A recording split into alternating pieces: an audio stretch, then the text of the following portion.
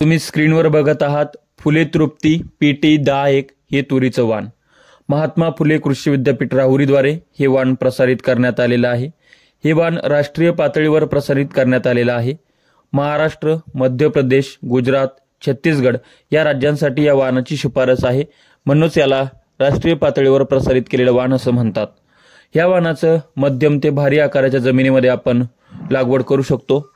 याचा कालावधी हा 6 महिने विद्यापीठाकडून सांगण्यात आलेला आहे, परंतु प्रॅक्टिकली बघायला गेलं तर 7 महिने कालावधी हे पीक घेतं। याचा मी स्वतः अनुभव घेत आहे।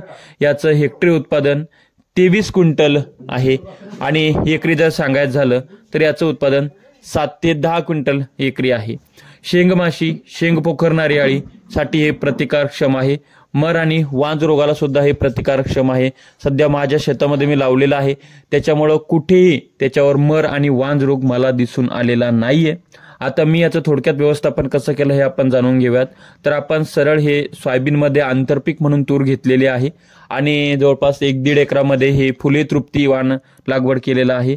लागवड म्हणजे ट्रॅक्टरनंच पेरणी केलेली आहे, 6व्या-7व्या तासावर पेरणी केलेली आहे। बीज प्रक्रिया आपण बुरशीनाशकाची केली आणि तीच करायला पाहिजे मर रोग लागू नये म्हणून।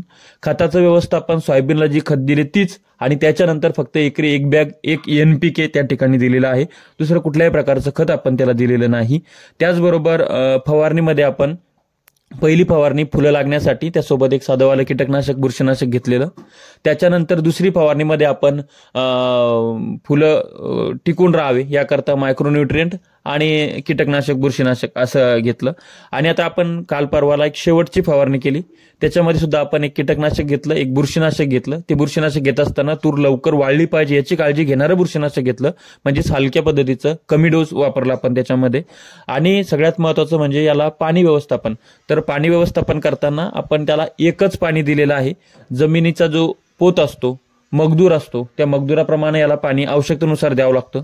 तुरीच्या पिकाला जर ती खूप हिरवीगार असेल, जमिनीमध्ये पाण्याची आवश्यकता नसेल तरीही पाणी दिलं असेल तर मग ती लेट होते, मग तिचा कालावधी वाढतो।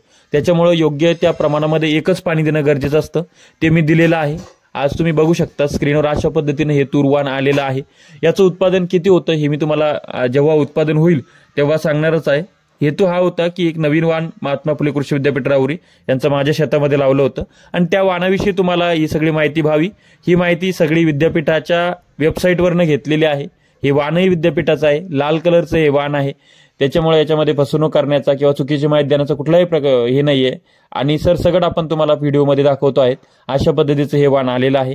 आता याच्यापेक्षाही खूप चांगल्या प्रकारचे काही वाण असतील, तुमच्या शेतात कोणतं वाण आहे हे आम्हाला कमेंट्समध्ये सांगा। शेती माती संस्कृतीसाठी अशाच नवनवीन व्हिडिओसाठी चॅनल सबस्क्राईब करा, साईडला असलेलं बेल आयकॉन दाबा।